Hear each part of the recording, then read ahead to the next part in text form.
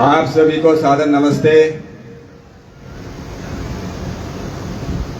ओम यज्ञेन यज्ञम यजन्त देवा तानि धर्माणि प्रथमानि आसन् ते वीरनाकामयमानः सचन्ते यत्र पूर्वे साध्या सन्ति देवा। ओम शांति शांति शांति। आज के इस बहुत ही दिव्य और भव्य कार्यक्रम के मुख्य अतिथि हम सबके लिए एक प्रेरणा स्रोत, भारतीय राजनीति में जिन्होंने अपना एक बेंच मार्क बनाया, वो विधायक भी रहे, 4 बार सांसद भी रहे, भारत सरकार में लंबे समय तक मंत्री भी रहे, केरल के भी राज्यपाल रहे और अभी बिहार के वो माननीय महामहिम राज्यपाल हैं। और आज के हमारे इस कार्यक्रम के मुख्य अतिथि हैं। इसलिए सबसे पहले मैं अपनी ओर से, आप सब लोगों की ओर से, पूरे बागपत की तरफ से उनका यहाँ पर मैं बहुत बहुत उनका मैं स्वागत, उनका अभिनंदन और उनका मैं आभार व्यक्त करता हूँ। इस कार्यक्रम के संयोजक आयोजक डॉक्टर मनोज तोमर जी, जो पिछले कई वर्षों से बहुत लोग अपने मेडिकल हॉस्पिटल लेके युवा पीढ़ी को संस्कार देने का काम, चरित्रवाद बनाने का काम इस बागपत के अंदर कोई व्यक्ति अगर कर रहा है, उसका नाम डॉक्टर मनीष तोमर है। इसलिए मैं उनका बहुत बहुत अभिनंदन करता हूं और आगे के लिए मैं बहुत बहुत उनको मैं शुभकामनाएं देता हूं। आज हमारे इस कार्यक्रम में पधारे हमारे बहुत ही आदरणीय उत्तर प्रदेश आर्य प्रतिनिधि सभा के प्रधान आदरणीय देवेंद्र पाल वर्मा जी और हमारे बहुत ही वरिष्ठ आदरणीय श्री नरेंद्र त्यागी जी, जिनका भी आज दर्शन करने का अपने को यहाँ पर सौभाग्य मिला, हमारे पुराने मित्र श्री ओमवीर तोमर जी, डॉक्टर शरद अग्रवाल जी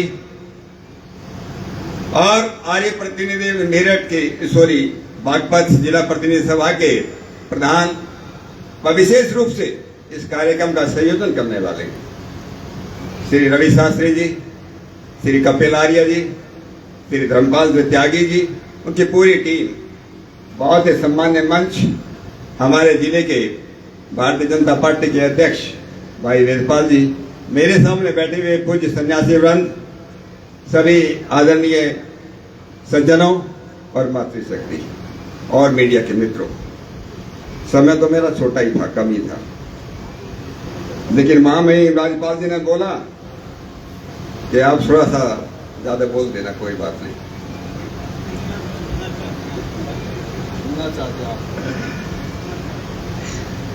देखिए, ये बागपत की धरती ऐसी धरती जहां वीरता का और विद्या का अद्भुत संगम हो। मुझको लगता है इस भारतवर्ष में केवल ऐसी धरती केवल बागपत की धरती है। पुरानी बात मैं नहीं करता, लेकिन इस देश को आजादी दिलाने के लिए 1857 के अंदर झांसी की रानी लड़ी, क्योंकि को अपना राज्य बचाना था। अवध की बेगम लड़ी, क्योंकि उसका अपना राज्य बचाना था। आरा के कुंवर सिंह लड़े, क्योंकि उसको भी अपना राज्य बचाना था।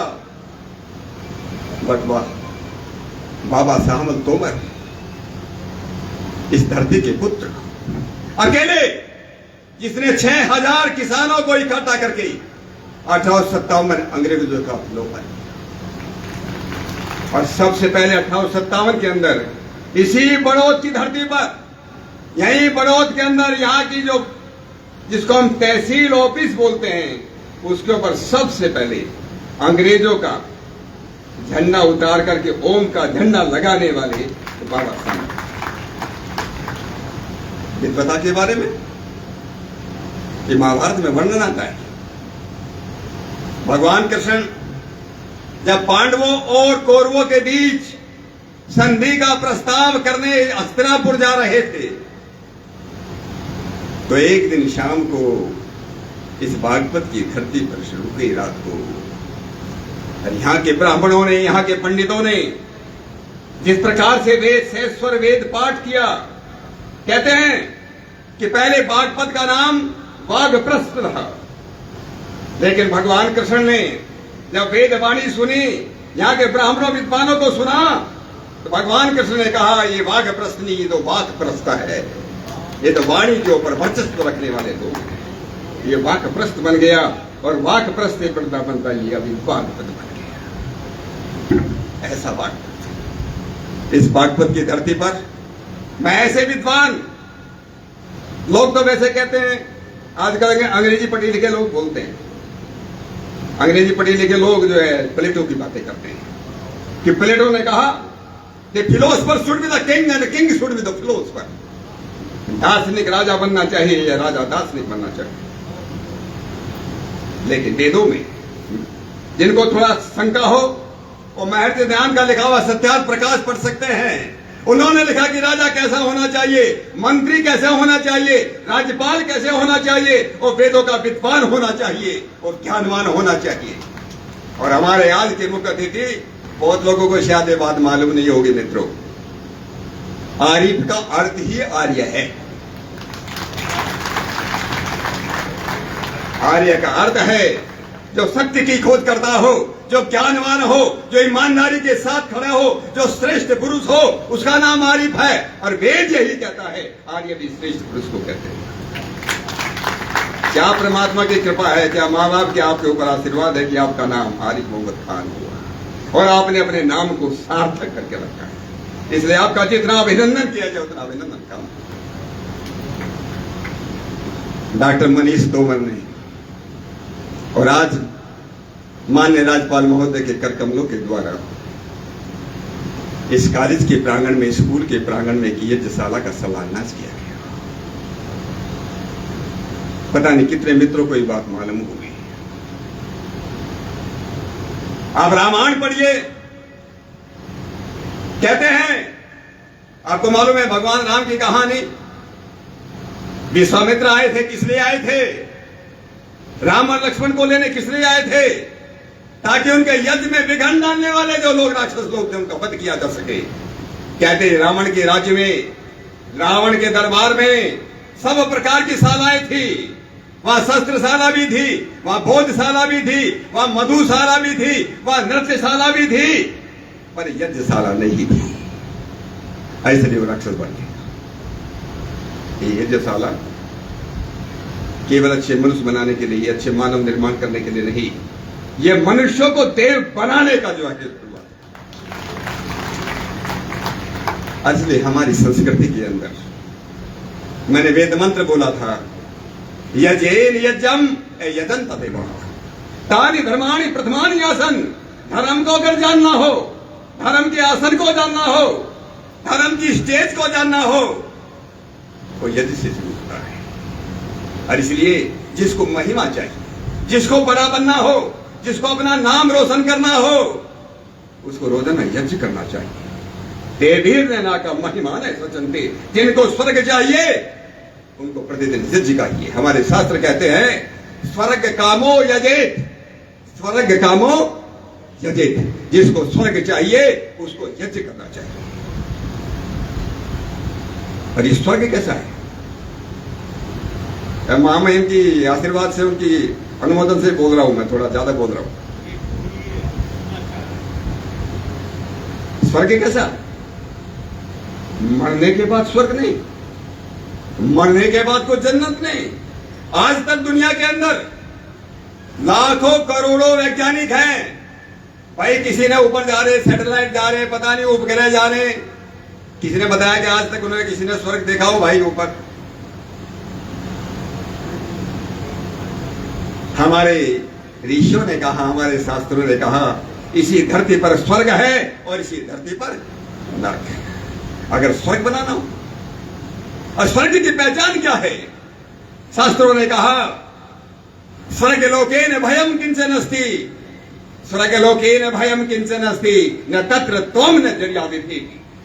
स्वर्ग लोक के अंदर कोई भय नहीं, कोई डर नहीं होता, कोई अकाल मृत्यु नहीं होती, बुढ़ापे का डर नहीं होता। आजकल बुढ़ापे का डर लगने लगा लोग, क्योंकि संस्कार नहीं रहे, बच्चों में संस्कार नहीं रहे, इसलिए बूढ़े माँ बाप को डर लगता है कि मेरे बच्चे मेरा सेवा करेंगे, सम्मान करेंगे कि नहीं। वो नरक है। हमारे शास्त्रों ने कहा स्वर्ग कैसा बनना चाहिए? जहां बूढ़े लोगों को डर न लगे, बुढ़ापे का डर न लगे, जहां भूख प्यास न हो, जहां को भूखा न मरता हो, सोका तिगाओ ने मोदते स्वर्ग लोग। हर एक प्रकार का सुख, हर एक प्रकार का आनंद अगर इस धरती पर खड़ा करना है, इस धरती पर अगर बनाना है, तो सबको अपने घरों में यज्ञशाला बनाना चाहिए। अगर यज्ञशाला नहीं बना सकते मित्रों, तो घर में यज्ञ करना चाहिए। हमारी संस्कृति यज्ञ करती रही, भगवान राम भी यज्ञ करते रहे। भगवान कृष्ण ने तो गीता में कई बार यज्ञ के बारे में लिखा है। भगवान राम हो, भगवान कृष्ण हो, सब लोग यज्ञ करते रहे। और महाभारत से पहले याद रखना, महाभारत के काल तक इस दुनिया के अंदर, केवल भारतवर्ष नहीं, इस दुनिया के अंदर कोई जाति व्यवस्था नहीं थी। कोई आजकल जो तथाकथित धर्म कहते हैं, हिंदू, इस्लाम, क्रिश्चियन, पारसी, यहूदी, कुछ नहीं था। केवल एक ही धर्म था। धर्म तो एक ही होता है। अगर केमिस्ट्री एक है, दुनिया का गणित एक है, दुनिया की मेडिकल साइंस एक है, तो मनुष्य का सारी मानव मात्र मनुष्य मानव उसका जो है, उनका धर्म अलग अलग कैसे हो सकता है? एक ही धर्म था। सब यज्ञ करते थे, और उस यज्ञ का अवशेष हिंदू लोग जो कहते हैं, आर्य समाज के जो लोग हैं, उनका तो प्रत्येक मांगलिक कार्य यज्ञ से शुरू होता है। घर में बच्चा पैदा होता है तो यज्ञ होता है, शादी होती है तो यज्ञ होता है, अरे अंतिम संस्कार के बाद भी यज्ञ होता है।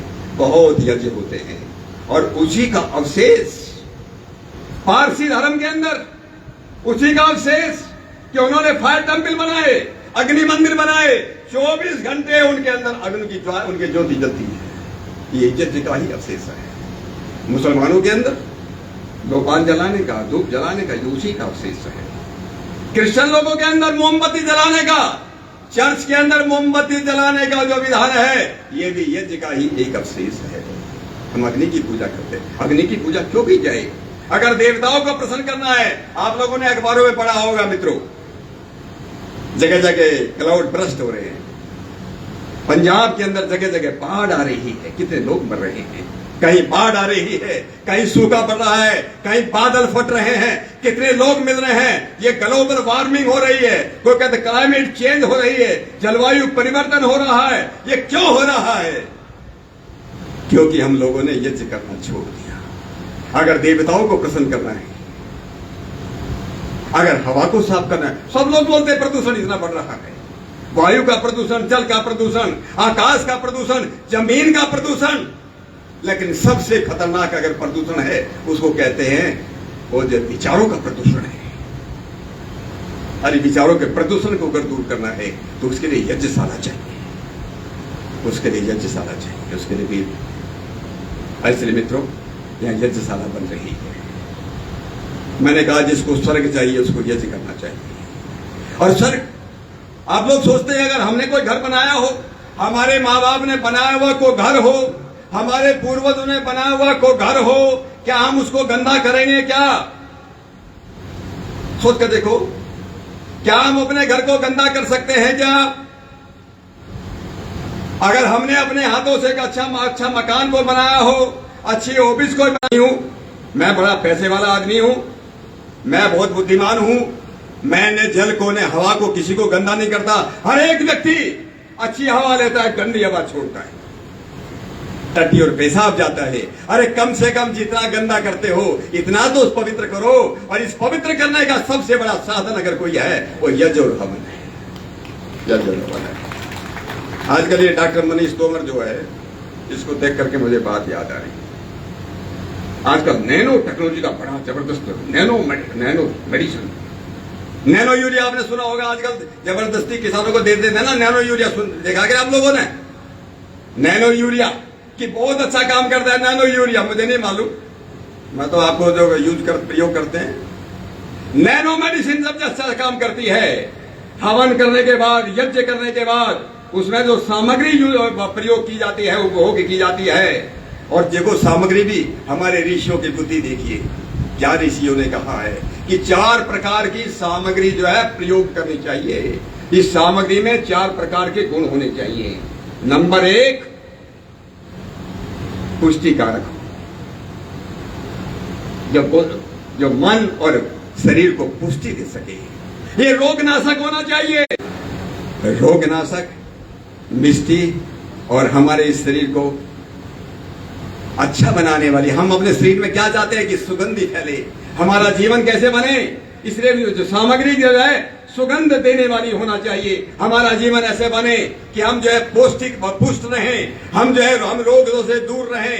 हमारा जीवन ऐसे बने, हमारा यश और कीर्ति जो है सुगंध की तरह सब तरफ फैल दी जाए। ऐसी 4 प्रकार की सामग्री जो यज्ञ में प्रयोग की जाती है, ऐसी सामग्री यूज करो अगर अपनी सुगंधी बढ़ाना चाहते हो। अगर अपने, मैं तो ज्यादा नहीं बोलता, लेकिन केवल एक उदाहरण देकर के अपनी बात को समाप्त कर रहा हूं। 1984 के अंदर भोपाल के अंदर बहुत बड़ी गैस ट्रेजेडी हुई, जहां कहते हैं कि 25 से 30 हजार लोग मारे गए।